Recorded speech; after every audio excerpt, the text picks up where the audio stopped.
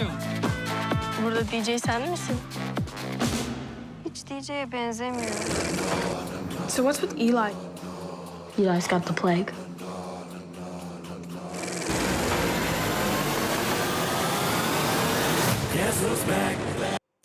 Hello and welcome to this week's film show here on Arts 24. I'm joined by our critic Emma Jones to run us through the week's new releases. Hi Emma. Hello. We're starting in North Macedonia with a film called DJ Ahmet in English. Emma, you loved this movie. Tell us what makes it so special. Yes, it is an independent gem, Olivia, I think. It is a feature film debut as well from Georgi Mankowski with a cast of first-time actors. And it combines a young man's coming-of-age story with first love, the patriarchy, a flock of sheep and dance music, sometimes all within the same scene. Fantastic. Yes, it stars street cast actor Arif Jacob as Ahmet, a 15-year-old shepherd whose mother has died. His brother is now non-verbal because of it, and his father's grief is leaking out as rage. But Ahmet's life changes when he stumbles upon a rave in a nearby field, and he meets a local teenager called Aya, who's been pressurised into an arranged marriage. His sheep decide to join in the fun too, leading to a quite incredible scene. Sounds really good. OK, let's have a look at the film.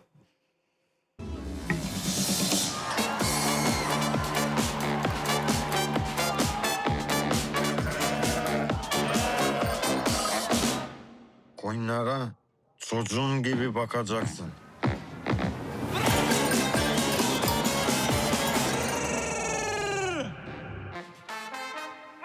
Bu köyün ilk meşhurusun ya.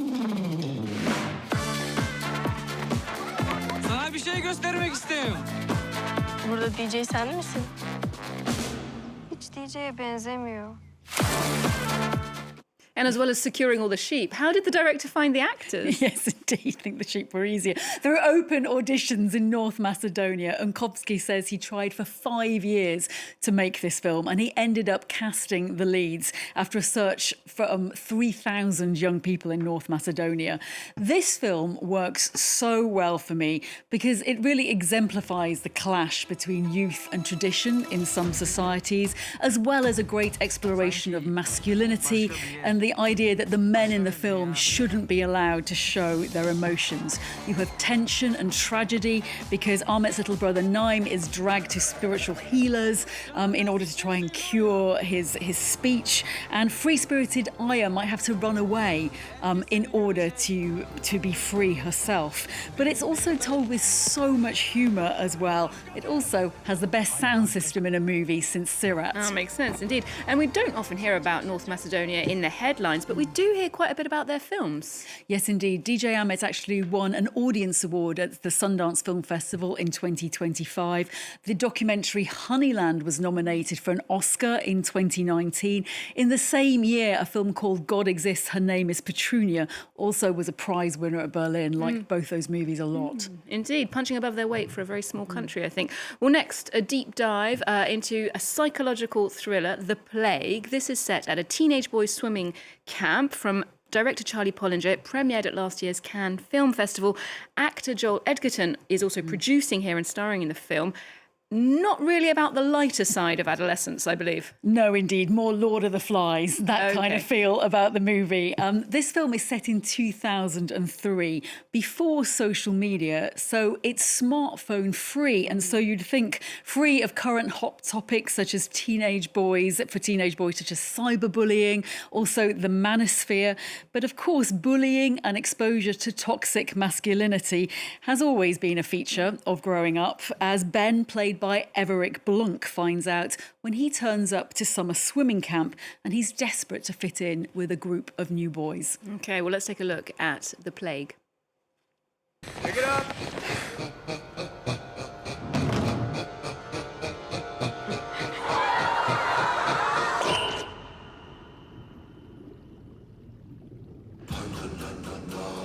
So what's with Eli? Eli's got the plague. It's not funny, bro.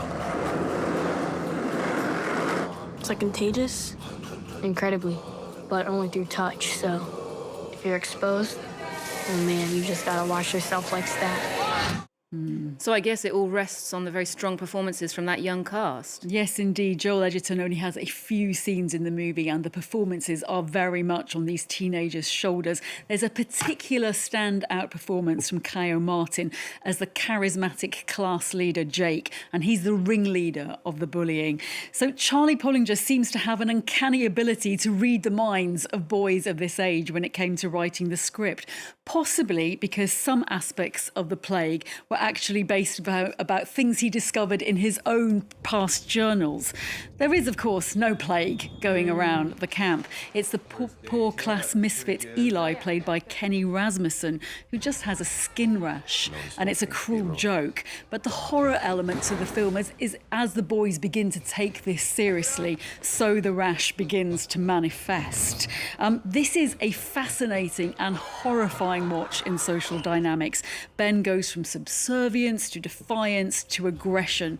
And the discordant sounds of the score, which you heard in the trailer there, they're really good in creating a lot of unsettling tension and jumps. It does sound a bit chilling indeed, as you say. Well, moving on now to an Australian body horror film. It's called Saccharine by writer-director Natalie Erica James, and it turns the idea of those weight loss drugs into a bit of a nightmare.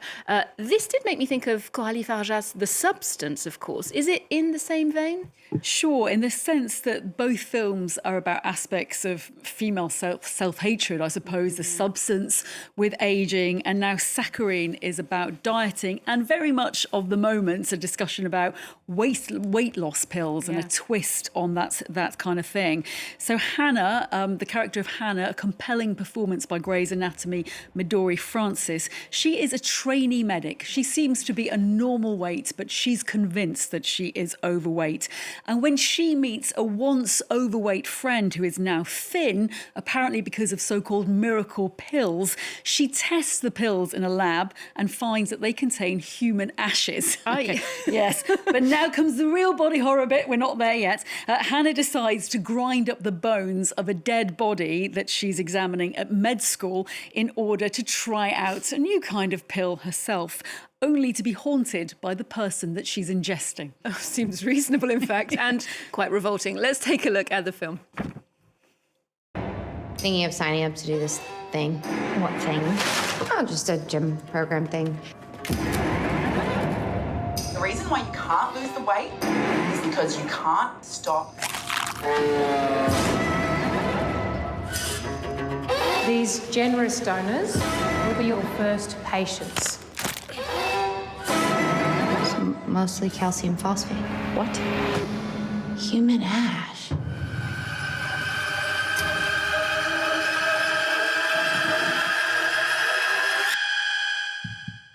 Yeah, so I guess we can say food for thought from this film. Yes, well, I give the director, who's made a couple of other female-focused horror films, full credit for making a genre film on this hot topic, the societal pressure to be thin, as Hannah is haunted by the ghost, who was an obese woman cruelly labelled Big Bertha in life. Hannah is compelled to binge eat more and more to satisfy Bertha. The story, it's also been pointed out, quite a clever play on the so-called hungry ghost of some Eastern religions. Unfortunately, though, I found this narrative quite flabby.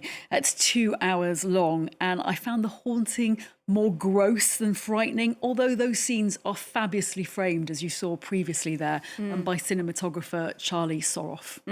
Well, from body horror to horror parody now. Horror. Scary Movie 6, out today, 26 years after the first one. The film brings back Anna Faris and the original producers, the Wayans brothers, who helped make the original spoof franchise such a big hit. That last film, Scary Movie 5, came out 12 years ago. It was a bit of a critical flop, wasn't it? Do you think this will fare differently? You know, when I saw the first trailer for Scary Movie 6, I felt I was back in Y2K with my dial-up internet, my Eminem album. It is pure nostalgia. And even though humour has really changed over the last quarter of a century, the surprise success of Liam Neeson and Pamela Anderson in the reprise of The Naked Gun last year means there's no reason why Scary Movie 6 can't pull in an audience. As you say, this film directed by Michael Tinnett Mendes sees the return of the Wayans brothers. Screenwriters and producers and Marlon and Sean also star in the movie, with returning stars Anna Faris and Regina Hall. And I believe that they've added some new scenes last month to reflect the Michael Jackson biopic as well. Yes, indeed. Michael is getting spoofed, as are new so-called horror classics, including Weapons, Sinners, The Substance, Megan, as well as the older franchises such as Scream and I Know What You Did Last Summer, which have still been going strong, actually. You know, the big question, I think, is the comedy. It relies very much on politically incorrect humour. Will younger audiences respond to it? An important question, or a time capsule for us millennials. Indeed, let's see if that appeals to everyone else. Thank you very much, Emma, for the roundup this week. We'll leave you with some of the high body count humour of Scary Movie 6. Otherwise, check in with us next time here on Arts 24 for more movies, arts and culture.